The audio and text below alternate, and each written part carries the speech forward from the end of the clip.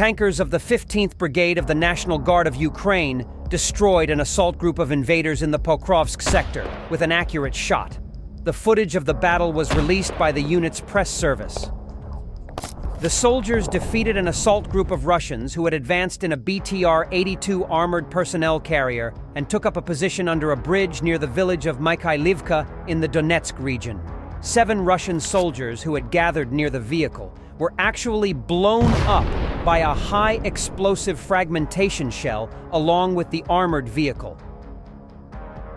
It is likely that 2 more soldiers standing on the other side of the vehicle, as well as the 3-person crew of the armored vehicle, could have been severely injured as a result of the powerful explosion. Soldiers of the Karadag Brigade also demonstrated the explosion of another Russian armored personnel carrier on a mined road and the destruction of enemy infantry in the village itself. At the same time, the Guardsmen anti-tankers also destroyed an enemy infantry fighting vehicle using the Stugna anti-tank missile system. The site of the fighting and the destruction of the Russian assault group under the bridge is located at the western end of Mykhailivka, which may indicate that the village was captured by the invaders. Immediately behind the village is a 1.5-kilometer strip of road connecting the village to the town of Seladov in the Donetsk region. According to Commander-in-Chief Oleksandr Syrsky, the situation in the Pokrovsk sector remains difficult. In recent weeks, an average of more than 50 combat engagements have been taking place daily. The enemy is using its superiority in manpower, weapons, and military equipment. But in general, the offensive is carried out by infantry assault groups. However, he noted that the advance is coming at a high price. The enemy is losing up to 300 soldiers on average every day.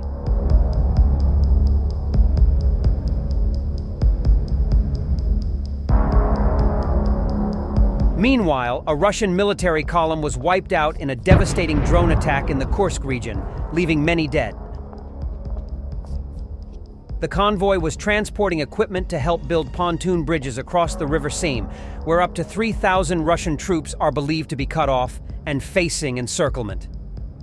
Ukraine has taken out 3 main bridges over the river in the last week or so, as it presses home its attack on Russian territory.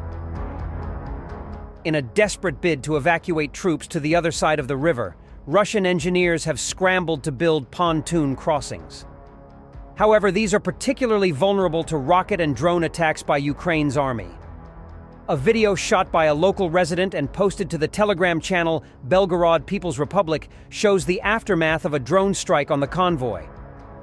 Images show burnt-out and abandoned vehicles scattered along a road close to the village of Zvanoya. More images shot by a Ukrainian drone show vehicles ablaze on the road in the immediate aftermath of the attack. Ukrainian forces have regularly hit Russian military columns in Kursk as the Kremlin rushes reinforcements to the area. Kyiv's military supremo General Oleksandr Syrsky claims Putin's army has redeployed up to 30,000 troops from other parts of the front lines to try and repel the incursion. Analysts at the U.S. think tank, the Institute for the Study of War, estimate the Kremlin will need at least 60,000 soldiers to retake lost territory. Most of the troops do not appear to have been taken from the Eastern Front, where Ukraine faces a desperate fight to hang on to the strategically important city of Pokrovsk. The eastern city is a vital transport hub, one of 2 key rail and road junctions in the Donetsk region. Its capture would threaten the entire region's logistics for Kyiv's military, according to Frontelligence Insight, a Ukrainian analytical group. Today, there are a lot of updates from the Kursk direction. Here, in a bold and strategic maneuver, Ukrainian forces have successfully encircled several key settlements, effectively isolating substantial Russian troop formations and setting the stage for intense clashes. As the encirclement tightens, the trapped Russian forces face the prospect of imminent Ukrainian offensives, some of which have already resulted in devastating losses for the Russians.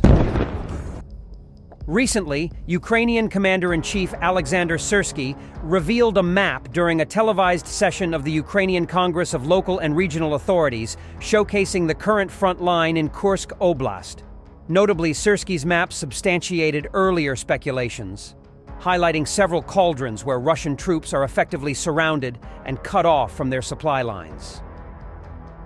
Recent reconnaissance data confirms that Ukrainian forces have successfully secured critical terrain features and transportation routes in all directions surrounding Mykhailivka. This thorough control of the flanks has established a multi-layer defense system, effectively stifling any potential Russian breakout attempts. Tense Ukrainian assaults on the surrounded Russian forces in the area. The images captured the prison pavilions in the background, while a German-made BMP Marder infantry fighting vehicle from the 95th Assault Brigade unleashes a powerful attack on two auxiliary buildings adjacent to the prison fences.